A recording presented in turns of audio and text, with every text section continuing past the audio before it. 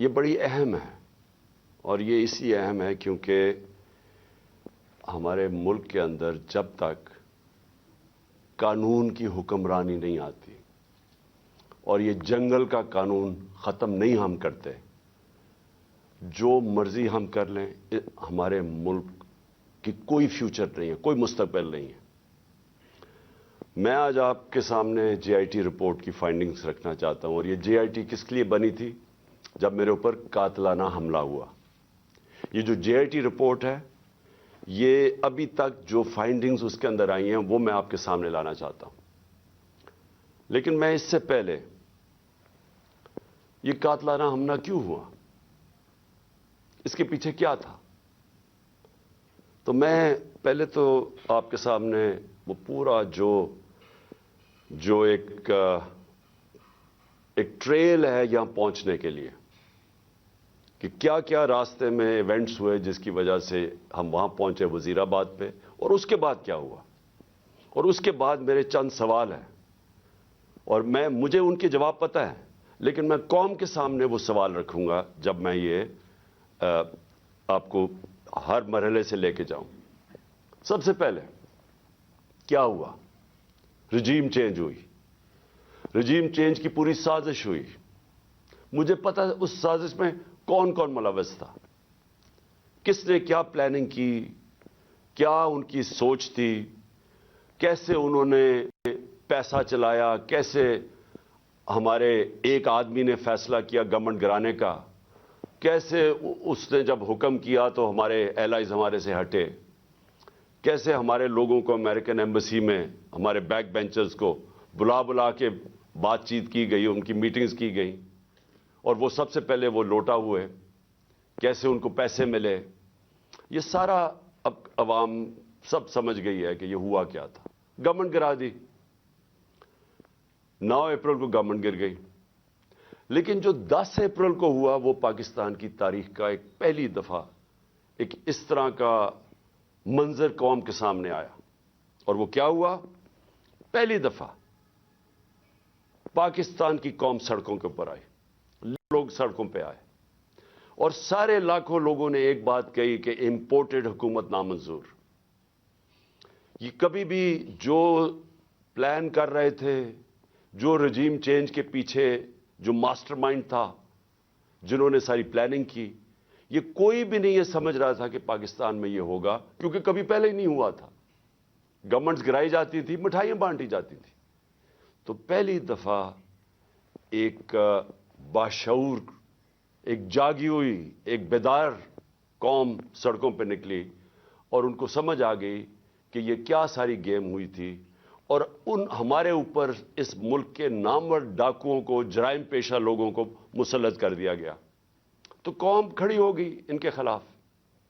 قوم نے یہ واضح ایک پیغام دیا وہ سہولت کاروں کو، رجیم چینج کے جو لوگ تھے، جو غدار تھے، یہ ملک کے میں کہتا ہوں غدار تھے، جو میر جعفر تھے، قوم نے ان کو پیغام پہنچا دی کہ ہمارے لیے یہ ہمیں بھیڑ بکریوں کی طرح نہ رکھو، ہم اس چیز کو قبول نہیں کرتے، ہم انسان ہیں، ہم وہ لوگ ہیں جن میں اب شعور آ چکا ہے، اور پھر سوشل میڈیا کا زمانہ ہے، آپ کسی کی آواز ہی نہیں بند کر سکتے، جس کے پاس موبائل فون ہے اس کے پاس آواز آ گئی تھی۔ تو اس کے بعد یہ سوچا گیا جنہوں نے یہ رجیم چینج کی کہ جی اب یہ تھوڑی دیر کے لیے چلے گا، پھر یہ ایک غبارے سے، بلون سے ہوا نکل جائے گی۔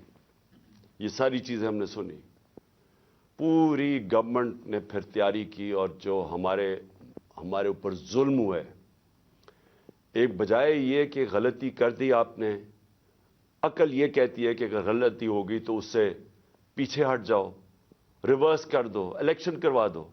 وہ آسان طریقہ تو یہ تھا، میں نے تو الیکشن اناؤنس کر دیے تھے، لیکن پورا زور لگا کے وہ الیکشن مسترد کیے گئے، اور اس کے بعد پھر یہ ان کو جب مسلط کیا گیا، تو جب قوم بار بار پیغام دینا شروع ہوئی کہ ہم آپ کے ساتھ نہیں ہیں، ہم اس کو قبول نہیں کرتے، الیکشنز ہوئے، بائی الیکشنز ہوئے، اس کے رزلٹ سامنے آ گئے۔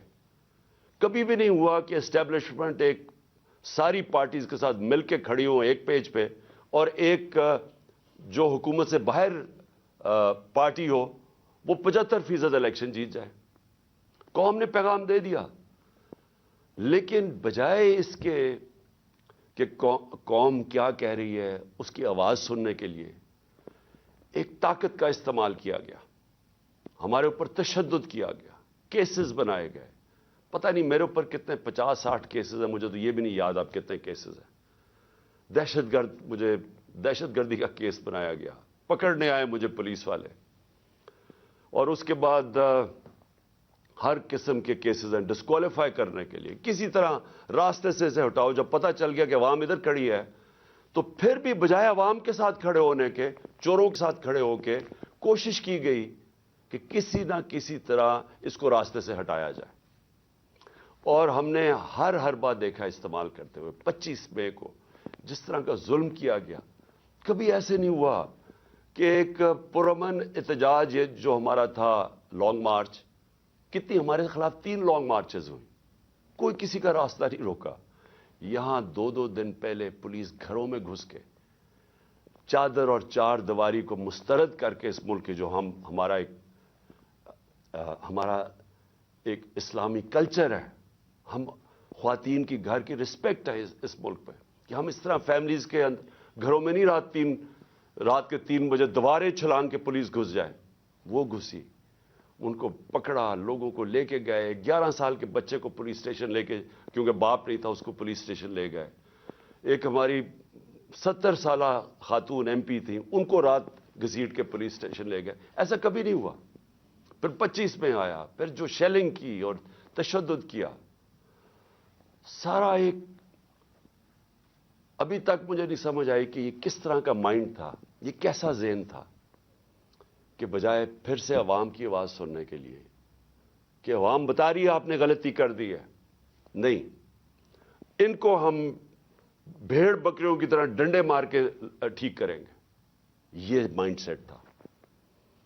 اور پھر جب دوسرا بائی الیکشن آیا, ساری پارٹیز ایک طرف, اسٹیبلشمنٹ ایک طرف, اس کے باوجود جب 75% الیکشن 7 یا 8 الیکشنز ہم جیت گئے 11 میں سے, اس کے بعد پھر یہ پلان بنایا گیا. پہلے بھی ایک پلان بنا تھا مجھے مارنے کا. میں نے کہا کہ میں نے 4 لوگوں کے نام میں نے دے کے اور میں نے باہر ایک ویڈیو بنا کے ملک سے باہر بھجوا دی کہ اگر مجھے کچھ ہوتا ہے تو وہ ویڈیو آ جائے گی.